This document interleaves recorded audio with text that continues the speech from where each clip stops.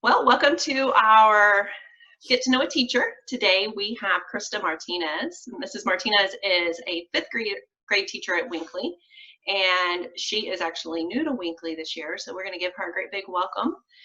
She comes to us from teaching 8th grade middle school math, and both teaching 8th grade math and algebra, and this year she's having a lot of fun teaching 5th graders math and breaking down fractions and getting them ready for middle school.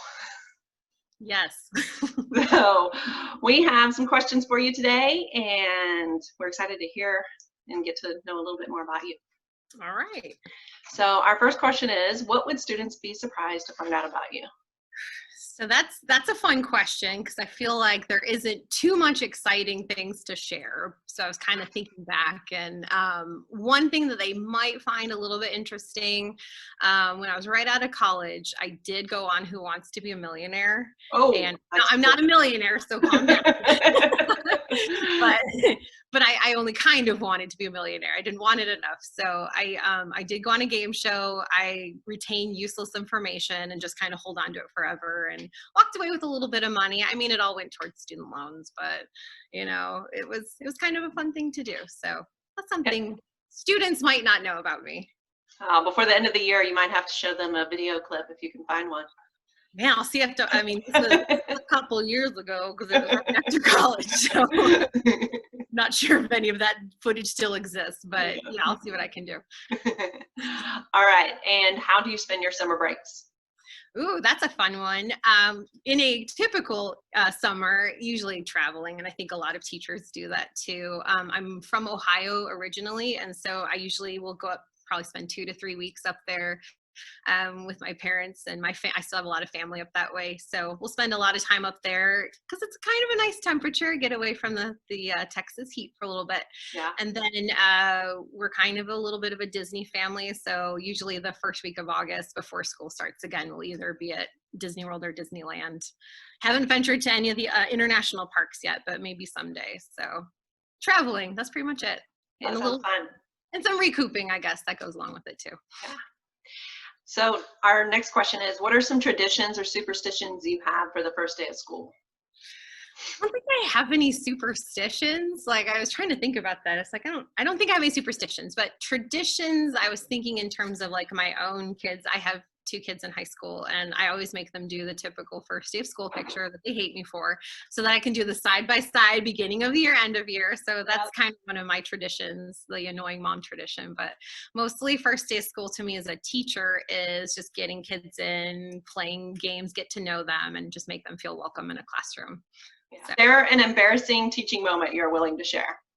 I would say every day there's some kind of embarrassing moment that occurs, but I was thinking one of the biggest ones that I can remember. I was teaching in South Louisiana, similar to Texas. It stays hot like through till November, and the power had gone out, and they kind of put us on like hold in place, so we weren't switching classes or anything, and the power stayed off for about 2 hours. The kids were getting really hot, and I was like, keep drinking your water, everything's great, we're going to be fine. And then the next thing I know, I'm passed out on the floor. So oh, no. So I passed out in front of all of my students. That was kind of embarrassing. Fortunately, they knew to call the nurse and everything and not just kind of leave me laying there. So, and I have no memory of it whatsoever. I remember looking around and being like, everything's so blurry. So that was, I think that, I mean, there's a lot of embarrassing moments, and that's one I'm willing to share. How about that? Okay. At the beginning of the year, how do you remember all of your students' names? Ooh, so this year was way different because on Zoom, everyone's name is right underneath their picture. That was actually kind of awesome because I was able to see their face and see their name. In a typical year, I usually will create a seating chart ahead of time and kind of start to memorize names with spots in the room. And then as they come in the first couple weeks of school, I can associate that face with the name. And sometimes I'll use like a little moniker, like if Carly has curly hair, like that's super easy, stuff like that. So sometimes it's like spatial recognition, and then sometimes it's just something that is part of them that I can remember as well. And then there's the occasional child that, I just first day I got that name down. So, for no reason whatsoever. Yeah, for no reason whatsoever. But Zoom has definitely helped this year. I've got names down faster than ever. So that's awesome. Yeah. All right. If you could take your kids or your students on a field trip anywhere in the world, where would you take them? Ooh, okay. So I think there's so many places all over the world that would be super fun to do. But I was kind of thinking, like, what's one place that we could kind of do a whole lot in like a couple days? And I know this might be kind of a simple, silly answer, but I was thinking like Epcot at Disney World, because you've got the international showcase. You can take them and experience cultures and cuisines all over the world. They have history portions to it. There's science, there's agriculture. And so I feel like in one spot, we could hit everything. That would be super cool, like a cross curriculum, kind of get the kids involved with that. And I think that'd be a lot of fun. So, and the kids know Epcot is one of my favorite places, and I keep my pens in an Epcot in Spaceship Earth here on my desk, so they wouldn't be surprised if I said Epcot. That would be fun to do. That does sound fun. What is your first memory of school? Ooh, okay. I mean, I remember all of my teachers from elementary school. I could name off their names, which, you know, I don't know if everyone can do that or if it's just, I just remember that. But my kindergarten teacher, her name was Mrs. Cintron, and I remember she played that piano like it was nobody's business. We would gather around and we would sing around the piano. Like I said, I grew up in the north, and so, you know, we would have snow days, which was awesome. And so when we didn't have snow days and we had to come to school, we'd have to go out to recess, and it would take like 15 minutes to get bundled up, and then we would be out in the snow playing. And I think one of my biggest memories was getting in trouble for throwing a snowball and being sent to the principal's office. I mean, come on, it was a snowball, but I mean, I get it. It's a projectile, so don't throw snowballs at school. There you go.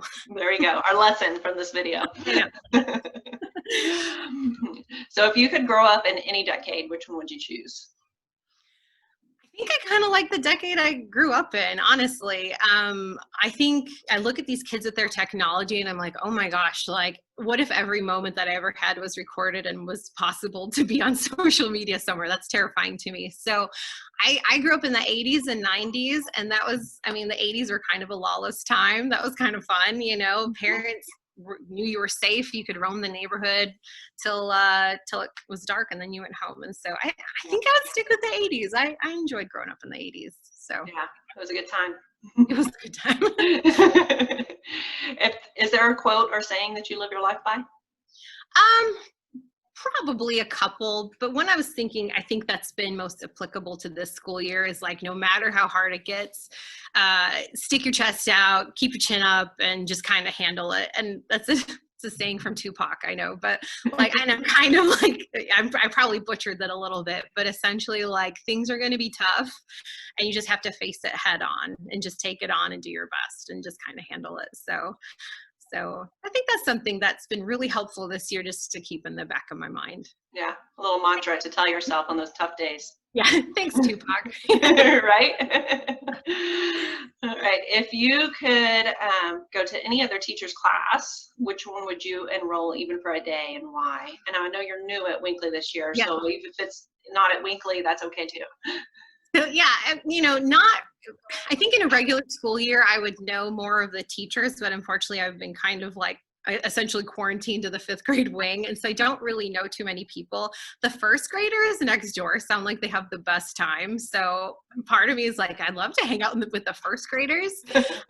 I know Miss Sanders, she teaches math. I'd love to see how she teaches it as well. Miss Sens is the other 5th grade teacher on the duo. I don't get to see her as much because I see the trio a lot and I see Miss Sanders, but I don't see Miss Sens a lot. So I'd kind of like to see her in action. And then I guess like Matthew McConaughey down at UT, I'd love to go. I was sitting a lesson with him. Yeah. So I think I'm sorry I don't know more teachers. I've heard amazing things out of these students, especially. Speak so highly of all their former teachers, and I love hearing little tidbits and stuff that they share with me. So yeah. I'm pretty sure I could choose anyone's classroom in this school and probably have a good time. Well, thanks so much for answering our questions. Of course. It's been fun getting to know you a little better. Yeah, it was nice to meet you. It wasn't as terrifying as I thought it would be. So